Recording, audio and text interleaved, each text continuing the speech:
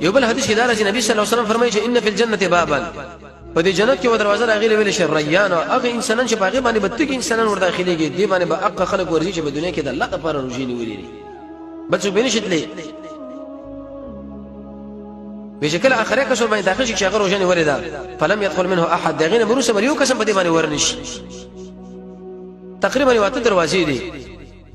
ابو بکر سے ویل یا رسول الله دشه وکس به چې دا ټول دروازې ولا ورته आवाज کوي چې زما په طرف راځي زما په طرف وي زه امید ساتم چې هغه به یا صدیقه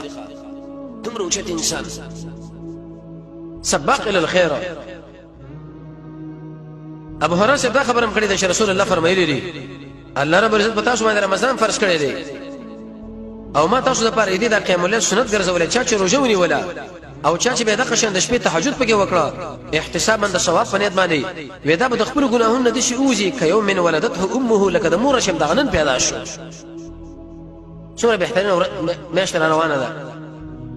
د قران چې کله انسان بده کې اهتمام د تهجد وکي او دروشي وکي رسول الله فرمایي تیرشي ګناهونه به الله ورته شمال کې تبدا ګمان کې لکه د مور شم د اوس پیدا شي او زموږ اوسه غونې ګناګار انسانان خو دې خبر لري سخت ضرورت لري